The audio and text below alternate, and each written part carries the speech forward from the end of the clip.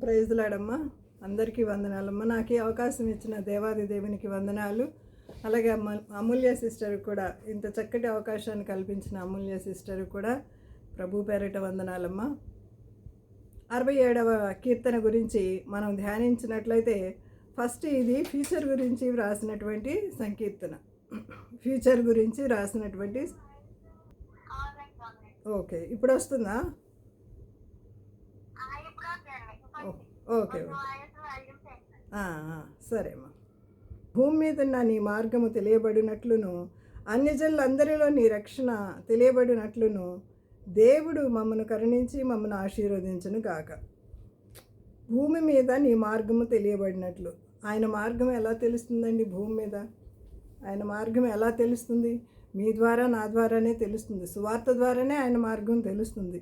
మన సాక్ష్యం ద్వారానే ఆయన మార్గం తెలుస్తుంది. భూమి మీద నీ మార్గము తెలియబడినట్లును, అన్యజనులందరిలో నీ రక్షణ తెలియబడినట్లును దేవుడు మమ్మను కరుణించి మమ్మను ఆశీర్వదించును గాక. అన్యజనులందరిలో నీ రక్షణ తెలియబడినట్లు అనంటే, రోమాపత్రికలో ఒక మాట ఉంటుంది. ఇదంతా ఇశ్రాయేల్ గురించి అనమాట వ్రాయబడినటువంటి మాటలు. ఇశ్రాయేలీలు ఇప్పటికీ యేసు ప్రభు వచ్చారంటే వారు నమ్మరు, చాలామంది నమ్మరు అనమాట. అందుకని దేవుడు ముందే చెప్పేశారు పౌలు గారి ద్వారా. ఏమని చెప్పారంటే, 11వ అధ్యాయం రోమాపత్రిక 25వ వచనం నుంచి నేను చదువుతున్నాను, జాగ్రత్తగా గమనించండి. సహోదరులారా, మీ దృష్టికి మీరే బుద్ధిమంతులని అనుకొనుకున్నట్లు ఈ మర్మము మీరు తెలుసుకొనగోరుచున్నాను. అదేమనగా, అన్యజనుల ప్రవేశము సంపూర్ణమగు వరకు ఇశ్రాయేళ్లకు కఠిన మనస్సు కొంత మట్టుకు కలుగుతుందట. దాని తర్వాత ఆయన వారి కఠిన మనస్సును తొలగిస్తారట. ఇశ్రాయేళ్లకు కఠిన మనస్సు కొంత మట్టుకు కలిగిను. వారు ప్రవేశించినప్పుడు విమోచకుడు సియోనులో నుండి వచ్చి యాకోబులో నుండి భక్తిహీనతను తొలగించును. వారిలో ఉన్నటువంటి భక్తిహీనతను అంతటినీ తొలగించి వేస్తారంట. యాకోబు అనంటే ఇశ్రాయేలు. యాకోబు ఇశ్రాయేలుగా మారారు కదా. యాకోబులో నుండి భక్తిహీనతను తొలగించును. నేను అంటే దేవుడు, నేను వారి పాపములను పరిహరించినప్పుడు నా వలన వారికి కలుగు నిబంధన ఇదే అని వ్రాయబడినట్లు ఇశ్రాయేలులందరూ రక్షింపబడుదురు. హల్లెలూయా, హల్లెలూయా. ఏమంటున్నారు? ఇశ్రాయేలు ప్రజలందరూ రక్షించబడతారట. ఒక దినం వస్తుంది, ఆ దినమున ఇశ్రాయేలు ప్రజలందరూ రక్షించబడతారు. ఇప్పుడు ఎక్కడెక్కడ ఏ ఏ ప్రాంతాల్లో వారు ఉన్నారో వారందరూ ఆయా ప్రాంతాల నుంచి సువార్త ప్రకటిస్తారట. ముందే మనకి తెలియబడి ఉంది. ఇంకా దేవుని రాకడ అనేక చోట్ల మరి వాగ్దానాలు నెరవేరుతున్నాయి. అనేక చోట్ల దేవుని సువార్త చాలామంది ఇప్పటికే నమ్ముకున్నారు ప్రభువుని. ఇంకా నమ్ముకోవలసిన వారు ఎంతోమంది ఉన్నారు. ఎస్పెషల్లీ ఇశ్రాయేలీలకి కొంత మట్టుకి కఠినమైన మనసు ఉంటుంది, కానీ ఆఫ్టర్ దట్ వాళ్ళు కూడా రక్షించబడతారని దేవుని వాక్యం. అన్యజనులందరిలో అక్కడ కూడా అదే మాట రాయబడింది కదా. ఇప్పుడు మనం చదువుకున్నటువంటి రోమాపత్రికలో అదే మాట రాయబడి ఉంది. అన్యజనులందరిలో నీ రక్షణ తెలియబడినట్లును దేవుడు మమ్మను కరుణించి మమ్మను ఆశీర్వదించునుగాక. దీనిలో మనకి ఈ కీర్తనలో చాలా మటుకి చిన్న కీర్తన అయినప్పటికీ వెరీ పవర్ఫుల్ అనమాట. ఎన్ని బ్లెస్సింగ్స్ ఉన్నాయో మనకి, ఎన్ని బ్లెస్సింగ్స్ ఉన్నాయో.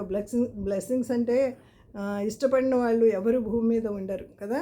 ఎన్ని బ్లెస్సింగ్స్ ఉన్నాయంటే, ఆశీర్వాదం అనేటువంటివి 3 సార్లు అని రాయబడి ఉంటుంది. ఇశ్రాయేలీలు అని 6 సార్లు రాయబడి ఉంటుంది. స్తుతి 4 సార్లు రాయబడి ఉంటుంది. స్తుతి 4 సార్లు రాయబడి ఉంటుంది. మరి దేవుడు అనే పదము 17 సార్లు వస్తుంది. దేవుడు అనే పదము 17 సార్లు వస్తుంది. 3 సార్లు ఆశీర్వాదం వస్తుంది, 6 సార్లు ఇశ్రాయేల్ అని వస్తుందన్నమాట.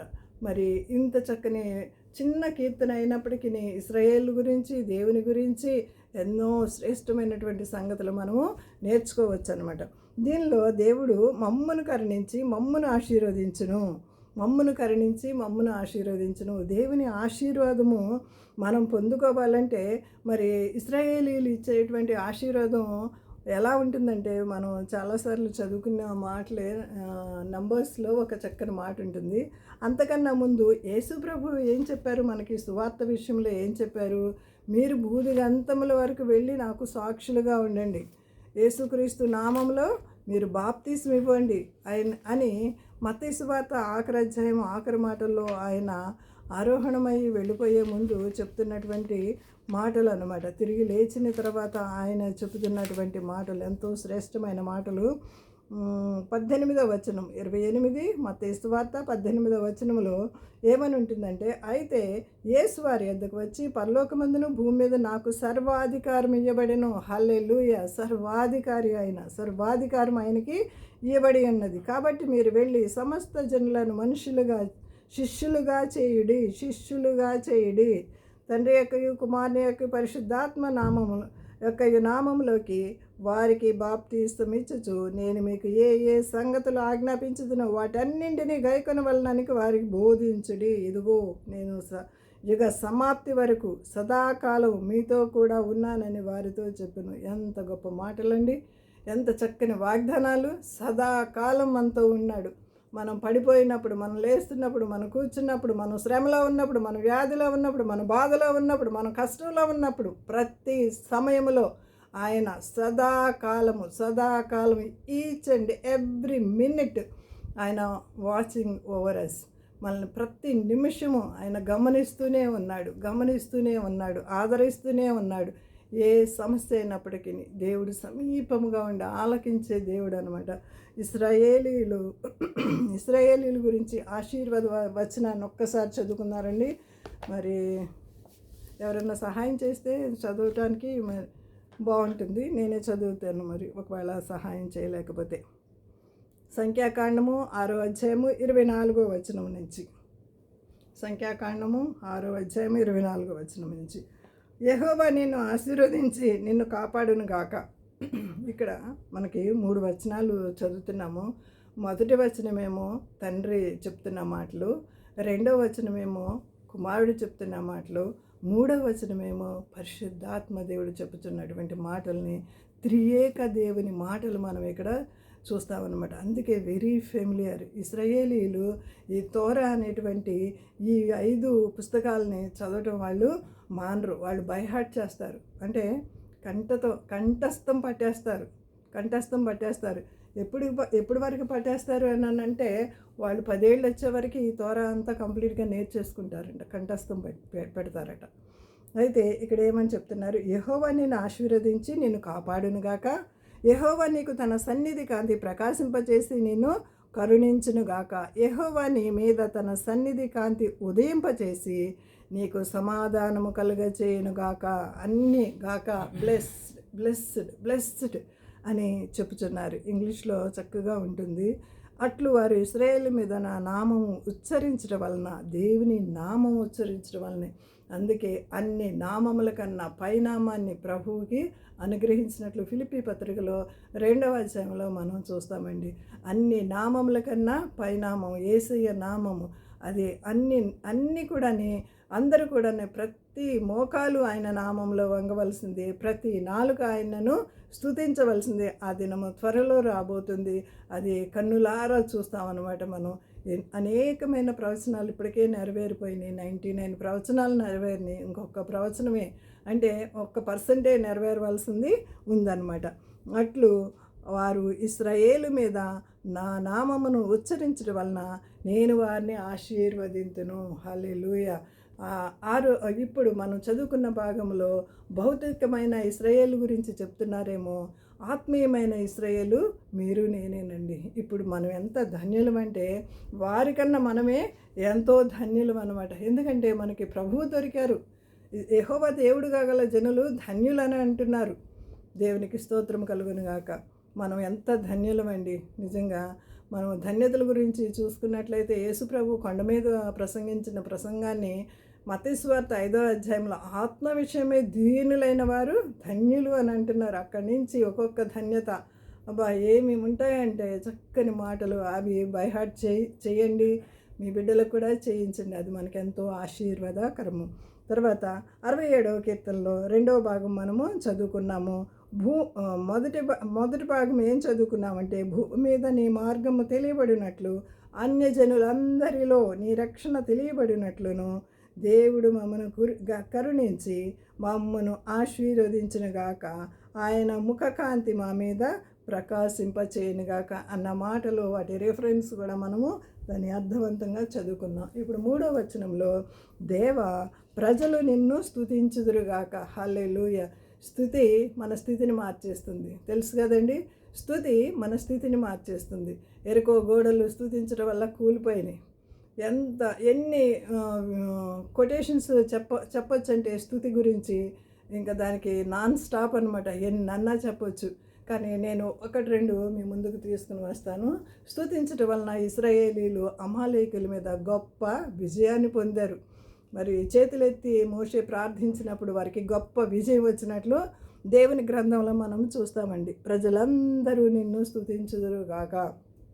ప్రజలందరూ స్తుతించాలండి. ఆ రోజు మనం త్వరలోనే చూడబోతున్నాము. ఇంకా మనం చూసినట్లయితే స్తుతి ఆరాధన చేసిన వాళ్ళు నెహెమ్యా గ్రంథంలో ఎంత అద్భుతంగా చేస్తారంటే, మనకి ఇంకొకటి అందరికీ తెలిసినటువంటి స్తుతి ఆరాధన చేసింది దావీదు గారు తెలుసు. దావీదు గారు మందసాన్ని తీసుకుని వచ్చేటప్పుడు ఆయన హృదయమార స్తుతిస్తారు కదా. మనకి సమూయేలు గ్రంథంలో ఆ మాటలు మనం చూస్తూ ఉంటాం. అవన్నీ నేను ఇప్పుడు రెఫరెన్స్ చూపించట్లేదు, కానీ only one thing I will show you. Nehemiah గ్రంథము 12వ అధ్యాయంలో ఒక చక్కని మాట ఉంటుంది. నెహెమ్యా గ్రంథము 12వ అధ్యాయము 27వ వచనము నేను చదువుతున్నాను, చూడండి. యెరూషలేము ప్రాకారమును ప్రతిష్ఠించు కాలములో వారు ఆ ప్రతిష్ఠాచారమును స్తోత్ర గీతములతోనూ పాటలతోనూ స్వరమండల సితార చేయు తాళములతోనూ సంతోషముగా జరిగించినట్లు లేవీలను తమ సకల స్థలములలో నుండి యెరూషలేమునకు రప్పించుటకును పూనుకొనిరి. 31వ వచనం. నెహెమ్యా గ్రంథము 12వ అధ్యాయము 31వ వచనం. అటు తర్వాత నేను యూదుల ప్రధానులను ప్రాకారం మీదకి తోడుకొని వచ్చి స్తోత్ర గీతములు పాడు వారిని 2 గొప్ప సమూహములుగా ఏర్పరచితిని. ఎవరు చెప్తున్నారు మనకి ఇక్కడ? ఈ మాటలు చెప్పేది ఎజ్రా, నెహెమ్యాలు చెప్తున్నారు. ఎజ్రా, నెహెమ్యాలు వీరికి నాయకత్వం వహించి ఇవన్నీ జరిగించినట్లుగా మొదటి టెంపుల్ బాగా మనకి తెలుసు కదా. మొదటి టెంపుల్ ఏ విధంగా డెమాలిష్ అయిపోయిందో, ఏ విధంగా నాశనం అయిపోయిందో. నెబుకద్నెజరు వచ్చి సొలొమోన్ రాజు గారు కట్టించినటువంటి ఆ యొక్క టెంపుల్ని పడవేసినప్పుడు వారిని బబులోను చెరకి 70 సంవత్సరాలు తీసుకుని వెళ్ళిపోతారు. 70 సంవత్సరాలు అయిపోయిన తర్వాత వారు తిరిగి వచ్చినప్పుడు 70 సంవత్సరాల తర్వాత వారు 2వ మందిరాన్ని కట్టుకుంటారనమాట. 2వ మందిరాన్ని కట్టుకున్న తర్వాత మరలా వారికి తర్వాత ప్రాకారాలు కడతారన్నమాట, చుట్టూ కాంపౌండ్ వాల్స్. ఎందుకంటే చుట్టుప్రక్కల వాళ్ళు వచ్చి వీరి మీద అటాక్ చేస్తూ ఉంటారు. మనకు తెలిసిందే కదా, ఇశ్రాయేలు దేశం మీద అటాక్స్ జరిగినన్ని ఇంకా ఏ దేశం మీద జరగలేదు. వారి మీద జరిగినటువంటి యుద్ధాలు మరి ఏ దేశం మీద జరగలేదు. మరి ఎన్ని యుద్ధాలు వచ్చినప్పటికీ దేవుడే వారికి యుద్ధము యెహోవాదే అని చెప్పినట్లుగా దేవుడే వారి పక్షా నుండి యుద్ధాలు చేస్తున్నట్లుగా మనం చూస్తూ ఉంటాము. ఇక్కడ ప్రాకారాలు కట్టేటప్పుడు నెహెమ్యా వచ్చి ప్రాకారాలు కట్టేటప్పుడు మనకు అందరూ తెలిసి, ఇదంతా నేను చెప్పడానికి సమయం లేదు, కానీ అయితే నెహెమ్యా ప్రాకారాలు వచ్చి కట్టేటప్పుడు ఎంత ఎగతాళి చేశారంటే అక్కడ ఉన్న వాళ్ళు, అబ్బా వచ్చి కడుతున్నారండి, నక్క ఎగిరితే కనుక ఆ గోడ కూలిపోతుంది అని బాగా కామెంట్స్ చేసి మరి వాళ్ళ మీద యుద్ధం చేసినట్లుగా కూడా మనం చూస్తాం. వాళ్ళు అలాంటి సమయంలో ఏం చేశారంటే దేవుని స్తుతించారు. దేవుని స్తుతించి ప్రార్థించి అక్కడ ఎజ్రా, నెహెమ్యా నాయకత్వంలో వాళ్ళు బహు జాగ్రత్తగా కట్టారు. ఒక చేత్తో ఆయుధాన్ని పట్టుకుని, ఒక చేత్తో కత్తిని పట్టుకుని, ఇంకో చేత్తో ఇటుక పట్టుకుని ఆ ప్రాకారాలు నిర్మించినట్లుగా మనం చూస్తామండి. మరి ఆ ప్రాకారం నిర్మించిన తర్వాత అదేమన్నా చిన్నదా? మామూలు మన కాంపౌండ్ వాల్ లాంటి వాల్ కాదు. ఫర్ ఎగ్జాంపుల్ చెప్పాలంటే ఎరికో గోడ లాంటిది. ఫర్ ఎగ్జాంపుల్ నవేడేస్ మనం చూస్తున్నట్లుగా చైనా వాల్ లాంటిది అనమాట. పెద్ద పెద్ద అంటే దాని మీద లారీలు, బస్సులు కూడా వెళ్ళగలిగే అంత వెడల్పైనవి, ఎత్తైనవి అనమాట. అలాంటి ప్రాకారం కట్టింది వాళ్ళు. అదిని ఎన్ని డేస్లో కట్టేశారు? 52 రోజుల్లో కట్టేశారు. హల్లెలూయా. మనం ఏదైనా చేయగలడండి ప్రభువు, కథ మొత్తం మార్చేయగలడు. మరి వారు కట్టిన తర్వాత మరి ఎగతాళి చేసిన వాళ్ళు కూడా తలదించుకునేటట్లు ఈ ఎజ్రా, నెహెమ్యాలు ఏం చేశారంటే ఆ ప్రాకారం మీద వర్షిప్ చేయించారు. హల్లెలూయా. ఎంత స్తుతి చేశారంటే, స్తుతి ఆరాధన ఉపజతే హై आशीष देखो नीचे आती है, प्रभु हमारा कितना महान, देखो हमसे करता है प्यार, హల్లెలూ హల్లెలూయా అని హిందీలో. మేము నార్త్ సైడ్ ఎక్కువగా ఉన్నాం కాబట్టి ఒక చక్కని పాట ఉంటుందండి. స్తుతి ఆరాధన పైకి వెళుతుంది, ఆశీష్ అంతా కూడా క్రిందకు వస్తూ ఉంటుందండి. నిజంగా మనం ప్రార్థన ఎంతో చేస్తూ ఉంటాం. ప్రార్థన చేసినప్పుడు మన ప్రార్థన దేవుని దగ్గరికి చేరుతూ ఉంటుంది. కానీ మనం స్తుతి ఆరాధన చేసినప్పుడు ప్రభువే మన మధ్యలోకి వచ్చేస్తాడు. హల్లెలూయా. ఎంత గొప్ప ఆధిక్యత దేవుడు మనకి ఇస్తున్నారండి. ఎంత గొప్ప మనకి భాగ్యవంతులమైనమాట. ప్రభువే మనకు దొరికాడు, ఆయనే మన మధ్యకు వచ్చేస్తాడు. ఆయన సన్నిధి చెప్తున్నారు కదా, మత్తయి సువార్తలో దేవుడు ఏం చెప్తున్నారు? ఎక్కడ 2-3 నా నామన కూడి ఉండి ప్రార్థిస్తారో వారి మధ్య నేను ఉంటానని చెప్పుచున్నటువంటి దేవుడు మీ మధ్య, నా మధ్య ఎంత గొప్ప అవకాశం ఇచ్చాడు దేవుడు. ఈ సమయంలో మనము అనాలోచనంగా, అన్ఎక్స్పెక్టెడ్గా ఈ సన్నిధికి రాలేదండి. దేవుని అనాది ప్రణాళిక చొప్పునే మనం అందరము కలిసి ఈ విధంగా ప్రార్థన చేస్తున్నాం. ఇంకా ఏం చెప్తున్నారంటే, మనం చూసినట్లుగా యెరూషలేము 27వ వచనం, నెహెమ్యా గ్రంథము 12వ అధ్యాయం 27వ వచనం. యెరూషలేము ప్రాకారమును ప్రతిష్ఠించు కాలంలో వారు ఆ ప్రతిష్ఠాచారములు స్తోత్రగీతములతోనూ పాటలతోనూ స్వరమండల సితారా చేయి తాళములతోనూ సంతోషముగా జరిగించినట్లు లేవీలను తమ సకల స్థలములలో యెరూషలేమునకు రప్పించుటకు పూనుకొనిరి. అప్పుడు గాయకుల వంశస్థులు యెరూషలేము చుట్టూనున్న మైదాన భూమిలో నుండి, నేటోపాతి యొక్క గ్రామంలో నుండి కూడుకొని వచ్చిరి. ఇంకా 32వ వచనం చదువుతున్నాను చూడండి. వారి వెంబడి హోషేయను యూదుల ప్రధానుల సగం మంది వెళ్ళిరి. తర్వాత ఆసా 35వ వచనము, ఆసాపు కుమారుడైన జక్కూరునకు పుట్టిన మికాయు, వీళ్ళందరూ కూడా, ఆసాపు ఏంటి, ఇంకా కోరహు కుమారులేంటి, వీళ్ళందరూ కూడా పెద్ద పెద్ద వర్షిప్ లీడర్స్ అండి. వాళ్ళందరూ కలిసి స్తుతి ఆరాధన చేసుకుంటూ వెళ్ళారు. ఇంత గొప్ప ఉజ్జీవము ఎందుకు వచ్చిందంటే వాళ్ళకి, నెహెమ్యా గ్రంథము మనము 8వ అధ్యాయము 3వ వచనం చదువుతున్నాను చూడండి. ఇంత ఉజ్జీవం వారిలోకి రావడానికి ఏంటి కారణము అంటే, ఇక్కడ ఎజ్రా గారు వచ్చి వారికి ధర్మశాస్త్రాన్ని బోధించినట్లుగా చూస్తున్నాం.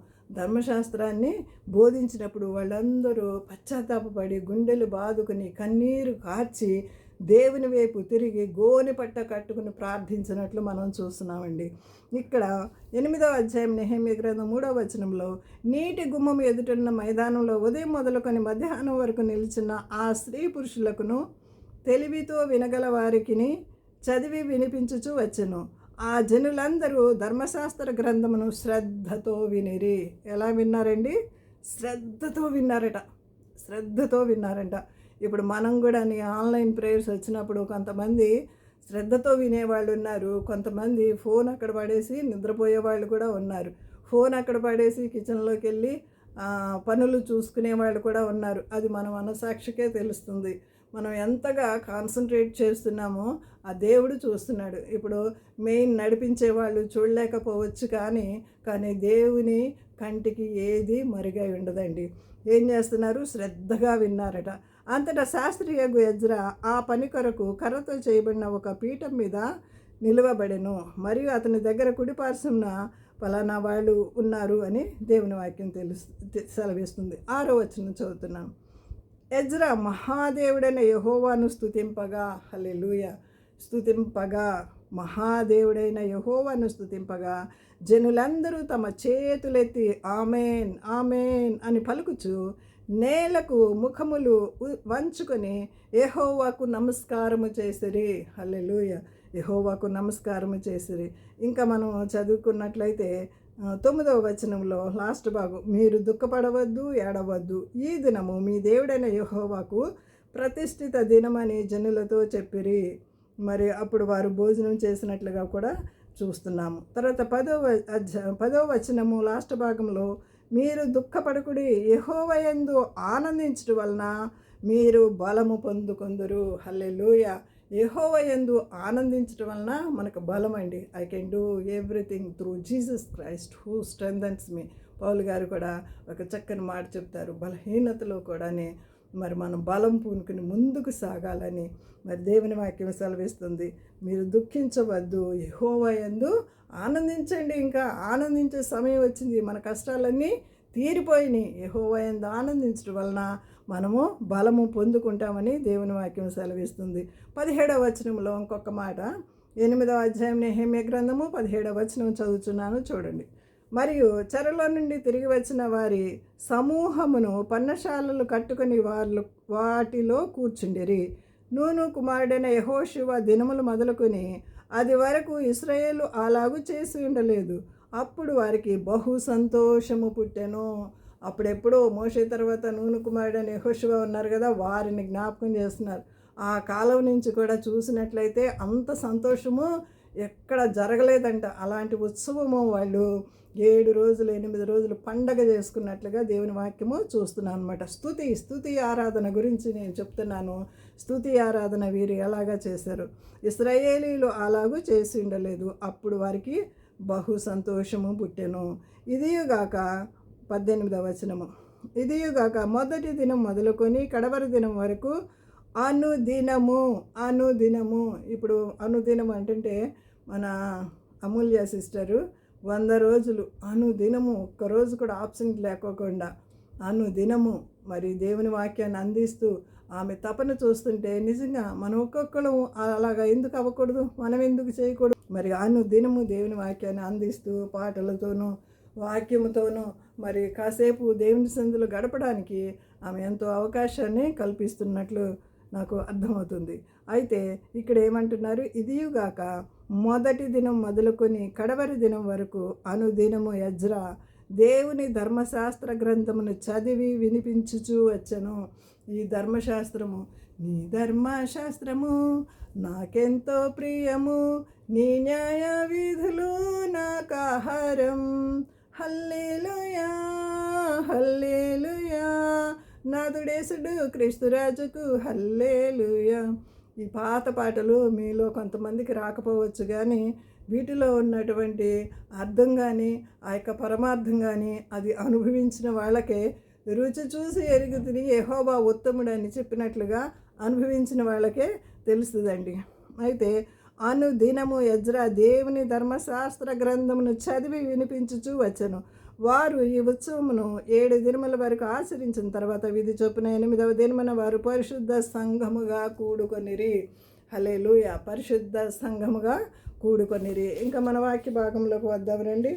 67వ కీర్తన 4వ వచనం చదువుకుందాం. 67వ కీర్తన 4వ వచనం ఏం సెలవిస్తుందంటే, నిన్ను స్తుతించుదురుగాక, న్యాయమును బట్టి నీవు జనములకు తీర్పు తీర్చుదువు. న్యాయమును బట్టి ఆయన న్యాయాధిపతి వాకిట నిలిచి ఉన్నాడు, వస్తున్నాడు. తీర్పు తీర్చే దినము మనం ఎవ్వరము దాగలేము, ఆయన ఎదుటి నిలబడవలసిందే. న్యాయమును బట్టి నీవు జనములకు తీర్పు తీర్చుదువు. భూమి మీదనున్న జనములు ఏలెదవు. జనములు సంతోషించుచు ఉత్సాహధ్వని చేయును. సంతోషించుచు ఉత్సాహధ్వని చేయునుగాక. జనములు సంతోషించుచు ఉత్సాహధ్వని. అందుకే ఇందాక నెహెమ్యా గ్రంథంలో నేను ఇందాక చదివించిన యెహోవా యందు ఆనందించడం వలన నూతన బలము పొందుకుంటామండి. ఉత్సాహం కానీ, ఆనందం కానీ, సంతోషం కానీ. మేము ఎన్నో పార్టీస్ అటెండ్ చేశామండి. దేవుడు నాకు ఇచ్చిన ఆధిక్యతను బట్టి మంచి ఉన్నతమైనటువంటి జాబ్లో నా భర్త గారు చేయటాన్ని బట్టి ఆయా ప్రాంతాల్లో మెయిన్ మెట్రోపాలిటన్ సిటీస్లో ఉండటాన్ని బట్టి గొప్ప గొప్ప పార్టీస్ అటెండ్ అయ్యాను. కానీ నాకు ఎన్ని పార్టీస్ అటెండ్ అయినప్పటికీ దేవుని సన్నిధిలో ఉన్నటువంటి సంతోషము, సమాధానము, ఆనందం ఇది ఇటర్నల్ అండి. అదేంటో 5 మినిట్స్ లేకపోతే ఒక 1 అవర్ 2 అవర్స్ 3 అవర్స్ ఏమో, కానీ ఇది శాశ్వతమైన జీవం అండి. శాశ్వతమైనటువంటి నిత్యానందము మనకి ఉంటుందన్నమాట. నేను వీటిలోనే ఎక్కువ ఆనందిస్తూ వచ్చానన్నమాట దేవుని మహాకృపను బట్టి. అలాగా జనములు సంతోషించు ఉత్సాహధ్వని చేదురుగాక. దేవ, ప్రజలు నిన్ను స్తుతించుదురుగాక. ప్రజలందరూ నిన్ను స్తుతించుదురుగాక. ఇప్పుడు వరకు మనం నేర్చుకున్నటువంటి పాఠ్యములు స్తుతి ఆరాధన. ప్రజలందరూ నిన్ను స్తుతించుదురుగాక. అప్పుడు భూమి దాని ఫలమునిచ్చును. మీరు నేను ఫలభరితంగా ఉండాలంటే భూమి దున్నబడాలి, మరి మెత్తన చేయబడాలి. అప్పుడే ఫలాలు మనలో నుంచి వస్తాయి. ఊరికనే రావండి. మనల్ని చూసి అనేకులు మారాలంటే మన హృదయము దున్నబడాలి, పశ్చాత్తాపం విరిగిపోవాలి, నలిగిపోవాలి. ప్రతి సులువుగా చిక్కులు పెట్టే ప్రతి పాపాన్ని నుంచి విముక్తి కలగాలి. నోటి మాటలతో కాదండి, క్రియతో చూపించాల. నోటి మాటలు నేను ఇంత బారి ప్రార్థన చేసేనని కాదు, ఒక్క నిమిషం ప్రార్థన అంటే చేయకూడదని కాదు నా ఉద్దేశం. హృదయమార సుంకరి చేసిన ప్రార్థన, గుండెలు బాదుకుంటూ ఆకాశం వైపు కన్నులెత్తి పాపినైనా నన్ను కరుణించమని ఏ విధంగా పశ్చాత్తాపంతో కూడినటువంటి ప్రార్థన చేశాడు, అలాంటి ప్రార్థన మన హృదయంలో నుంచి వచ్చినట్లయితే ఆ ప్రార్థన దేవునికి అంగీకారంగా ఉంటుంది. ఇంకొక మాట చూసుకుందాం రండి స్తుతి గురించి. హెబ్రీలకు రాసిన పత్రిక 13వ అధ్యాయము 15వ వచనం నేను చదువుతున్నాను చూడండి. కాబట్టి ఆయన ద్వారా మనము దేవునికి ఎల్లప్పుడూ స్తుతి యాగము చేయదము, ఆయనకు స్తుతి యాగము చేయదము అనగా ఆయన నామమును ఒప్పుకొనుచు జిహ్వాఫలము అర్పించుదము. స్తుతి యాగము చేయదము అనగా ఆయన నామమును ఒప్పుకొనుచు జిహ్వాఫలము అర్పించుదము. హల్లెలూయా. ఉపకారము ధర్మము చేయ మర్చిపోకుడి, అట్టి యాగములు దేవునికి ఇష్టమైనవి. నేను దేవునికి ఇష్టడనైతిని కనుక ప్రియుడనైతిని అని యెషయా గ్రంథంలో మనం చదువుకుంటామండి. ఇష్టమైన వారు, దేవునికి ఇష్టమైనటువంటి పనులు చేయటం, హృదయానుసారుడు, నాకు ఇష్టమైన వాడని దేవుడు సాక్ష్యం చెప్పిన అనేక మంది భక్తుల్ని మనము చూస్తూ ఉన్నాం. మరి దేవునికి ఇష్టలుగాను ప్రియులుగాను ఉందాము. 67వ కీర్తన ఆఖరి మాటలు నేను చదువుతున్నాను చూడండి. అప్పుడు భూమి ఫలమిచ్చును, అప్పుడే మనలో నుంచి మనం కొన్ని ఆత్మలను రక్షించగలుగుతాం, ఫలభరితంగా మనం ఉంటాము. దేవుడు మా దేవుడు మమ్మను ఆశీర్వదించును, అప్పుడు దేవుడు మమ్మను దీవించును. బూదిగంత నివాసులందరూ ఆయన యందు భయభక్తులు నిలుపుదురు. ఆయన యందు భయభక్తులు నిలుపుదురు. ఒక ఆఖరి మాటలు ప్రసంగి ఆఖరి అధ్యాయం ఆఖరి మాటలు. సొలొమోను మహాజ్ఞాని, ఆయన రాసినటువంటి మాటలు. ఆయన యవనమందు పరమగీతాలు రాశారంట. ఆయన మధ్య వయసులో సామెతలు రాశారట. వృద్ధాప్యంలో ప్రసంగి రాశారు. ఈ ప్రసంగి అంటే కాసి వడపోసిన అన్ని అనుభవాలు. అందుకని లాస్ట్కి వచ్చి వ్యర్థం సమస్తం వ్యర్థం భూమికి ఉందా నరుడు ప్రయాసపడుచున్న ప్రతి ప్రయాస వ్యర్థమే అని చెప్తూ లాస్ట్కి ఏమని చెప్తున్నాడంటే ఆయన, ఇదంతయు విన్న తర్వాత ఆఖరి అధ్యాయము ఆఖరి మాటలు నేను చదువుతున్న ప్రసంగి గ్రంథం. ఇదంతయు విన్న తర్వాత తేలిన ఫలితార్థం ఇదే: దేవుని యందు భయభక్తులు కలిగిండి ఆయన కట్టడాలను అనుసరించి నడుచుకున్న వలెను మానవ కోటికి ఇదే విధి. గూఢమైన ప్రతి అంశంను గూర్చి దేవుడు విమర్శ చేయనప్పుడు ఆయన ప్రతి క్రియను అది మంచిదే కానీ చెడ్డదే కానీ తీర్పులోనికి తెచ్చును వచ్చే దేవుడు. లాస్ట్కి మానవ కోటికి ఇదే విధి అని చెప్తున్నారు. మానవ కోటికి ఇదే విధి. మనం నేర్చుకోవాల్సింది ఏంటంటే దేవుని యందు భయభక్తులు కలిగి ప్రతి నిత్యము దేవుని స్తుతించాలని దేవుడు కోరుచున్నాడు. ఆయన కట్టడలను అనుసరించి నడుచుకోవాలని దేవుడు మనల్ని కోరుచున్నాడు. గూఢమైన ప్రతి అంశంను గురించి దేవుడు విమర్శ చేయనప్పుడు ప్రతి క్రియ అది మంచిదే కానీ చెడ్డదే కానీ ప్రతిదీ మనం చేసేది ప్రతిదీ కూడా తీర్పులోనికి వస్తుందని దేవుని వాక్యము సెలవిస్తుంది. మరి ఇవన్నీ నేర్చుకున్నప్పుడు మనం ఎంత భయభక్తులు కలిగి ఉండాలండి. దేవుణ్ణి మనం ప్రార్థిస్తున్నప్పుడు దేవుడు మనల్ని చూస్తున్నాడు అనేటువంటి జ్ఞప్తిలో మనం ఉండాలండి. మనం అనేకుల్ని ప్రభు కొరకు సంపాదించాలి. మనం మాటలు చెప్పి మెసేజ్ చెప్పి ఎవరిని సంపాదించలేము. మన క్రియ ద్వారా, మన సాక్ష్య జీవితం ద్వారానే మనము దేవుని కొరకు కొన్ని ఆత్మలను సంపాదించగలుగుతాము. అట్టి కృప దేవుడు మనకి దయచేయునుగాక. దేవుడి చిన్న వాక్యంను దీవించునుగాక. Thank you sister.